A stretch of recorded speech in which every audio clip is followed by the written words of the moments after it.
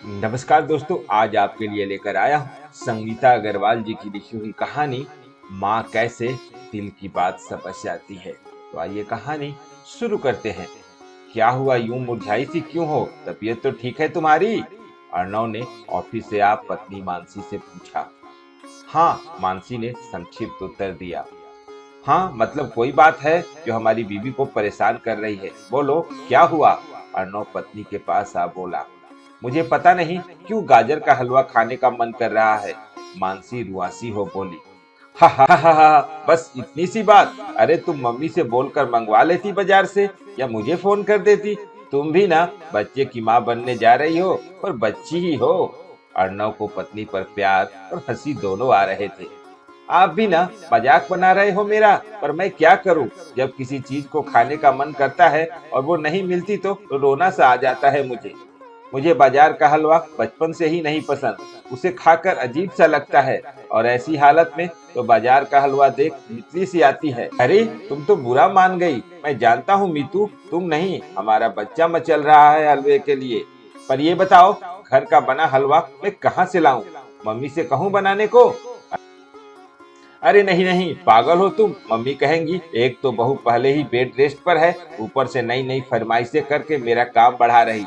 उन बेचारी को वैसे ही इतना काम करना पड़ता है, मैं तो बहुत कम मदद कर पाती हूँ उनकी, मानसी बोली।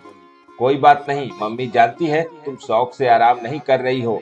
एक बार उनकी गोद में बच्चा आएगा तो सब भूल जाएंगी। वैसे भी वो अब तुम्हारी सेवा कर रही हैं, तुम बाद में सारी कमी पूरी कर देना। ठीक है, अब ज्यादा सोचो मत, और ये बताओ हलवे का क्या सोल्यूशन निकले? अब हमारे बच्चों को हम भूखा भी तो नहीं रख सकते ना, और ना अपनी पत्नी को तरसा सकते, अर्णव बोला। कोई बात नहीं, जब कुछ हो ही नहीं सकता तो मन मारना ही पड़ेगा ना, मानसी बोली। बहू देख तो कौन आया है? तभी बाहर से मानसी की सासू माँ रमा जी की आवाज आई।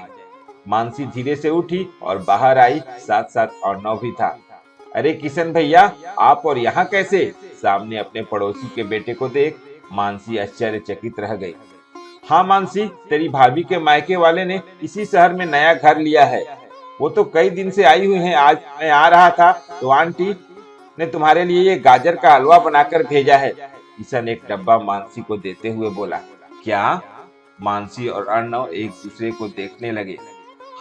हाँ, आंटी बोली जब मेरी मानसी होने वाली थी तब मुझे गाजर का हलवा बहुत अच्छा लगा था। अब मानसी माँ बनने वाली है तो उसका भी मन करता होगा, बाहर का हलवा उसे पसंद नहीं, और समधन जी आखिर कितना करेंगी, इसीलिए तू ये ले जा और उसे दे आ, किशन बोला। वाह किशन भैया, बेटी के दिल की बात माँ तक पहुँच गई। अभी मानसी हलवे को मचल ही रही थी और हलवा हाजिर। चलिए आप बैठिए तो सही, मानसी चाय नाश्ते का इंतजाम करो, अर्णव बोला। नहीं नहीं अर्णव बाबू, अभी तो ससुराल में खातिरदारी करवाने जा रहा हूँ, वापसी में आकर चाय पीऊंगा, तब तक आज्ञा दीजिए, किशन हाथ जोड़ बोला और चला गया।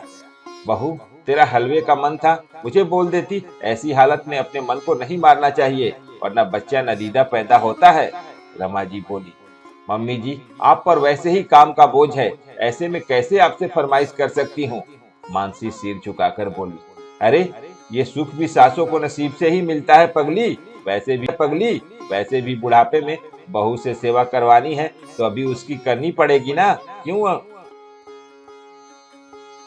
अर्णव ठीक कहा ना, रमा जी हंसते हुए बोली।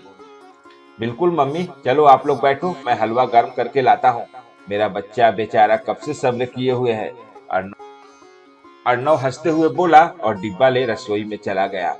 बहू आगे से कुछ भी खाने का मन हो बेझिझक मुझे बोल देना, समझी? अब जरूरी तो नहीं हर बार तुम्हारे मन की बात तुम्हारी मम्मी तक पहुंच ही जाए, रमा जी बहू के सिर पर प्यार से हाथ फेरते हुए बोली। मानसी सोच रही थी, माएँ कैसी बेटी के मन का हाल जान लेती हैं, वो भी इतनी दूर बैठे। वो खुद को खुशकिस्मत समझ रही थी, उसे दो दो माओ का प्यार मिल रहा था। तभी उसके पेट में हलचल हुई, मानो अंदर बैठा बच्चा भी दादी नानी के प्यार को देख खुशी जाहिर कर रहा था।